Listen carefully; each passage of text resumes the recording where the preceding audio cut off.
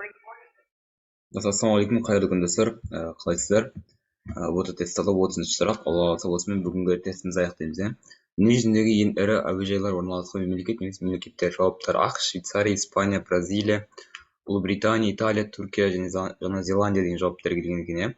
Енді бұл 2018 жылғы тест болғаннан кейін бұл сұрақ өте көнерген сұрақ, және жауаптарда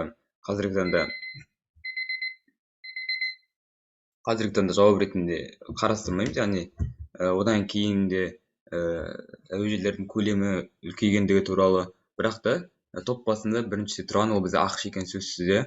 ақш жауабын қалдырайық, себебі бұл бізде әлемдегі ең үлкен әуежай ретінде Хартсфилд Джексон Атланта халықаралық әуежайында тоқтадымыз, және қаншама сайттардан қарап келе жатырмын. Осы әуежайды көп жерлерде бірінші орынға шығарған екен. Одан кейінгі жауаптар ретінде Токионы жатқызған, яғни Жапония мемлекетінде жатқызған. Одан бөлек Италия мемлекетінде тоже. Одан бөлек мына Ресейде де Сочиде орналасқан әуежайды ең үлкен әуежай ретінде көрсеткен екен.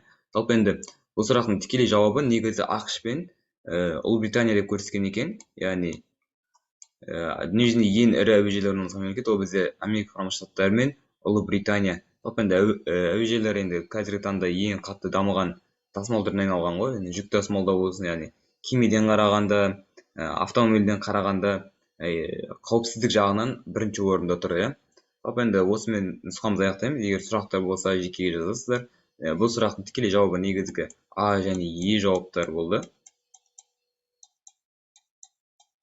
Жалпы одан бөлек алла қаласа енді 2021 немесе 2020 жылы Қазақстан тарихтың тест сұрақтарын талдайтын боламыз.